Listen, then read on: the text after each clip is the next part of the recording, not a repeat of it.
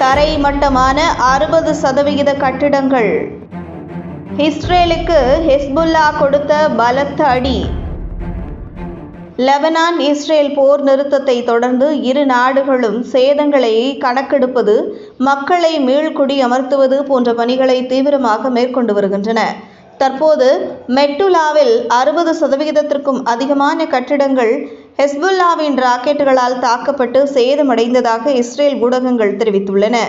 மெட்டுலாவில் 450க்கும் மேற்பட்ட வீடுகள் 60% சேதத்தை சந்தித்துள்ளதாகவும், ஹார் டச்பியா சுற்றுப்புறத்தில் 100 வீடுகள் 75% பாதிப்புகளை கொண்டுள்ளதாகவும் மெட்டுலாவின் மேயர் அசௌலே தெரிவித்துள்ளார். குறிப்பாக வடக்கு பகுதியில் 20,000த்திற்கும் மேற்பட்ட வீடுகள் சேதமடைந்துள்ளதாகவும், இதன் சேத மதிப்பு 2 பில்லியன் ஷெல்கள், அதாவது $550 மில்லியன் என்றும் அறிவித்துள்ளனர்.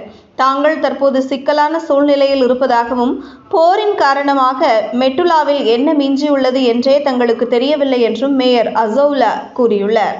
லெபனான் காசா மீது இஸ்ரேல் நடத்திய போரால் பெரும் பொருளாதார பின்னடைவை சந்தித்துள்ளது.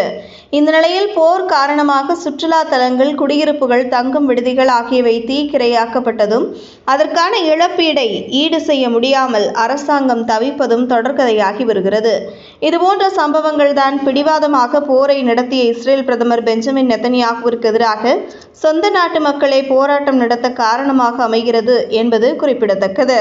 இந்த வீடியோவை உங்களுக்கு வழங்கியது www.aliaonlinestore.com. இந்த இணையதளத்தில் நீங்கள் ட்ரை ஃப்ரூட்ஸ், நட்ஸ், அதே மாதிரி குழந்தைகளுக்கு தேவையான டாய்ஸ் உள்ளிட்ட பல பொருட்களை நீங்கள் வாங்கிக்கலாம். ஒரு தடவை இந்த இணையதளத்தை விசிட் பண்ணி பாருங்கள்.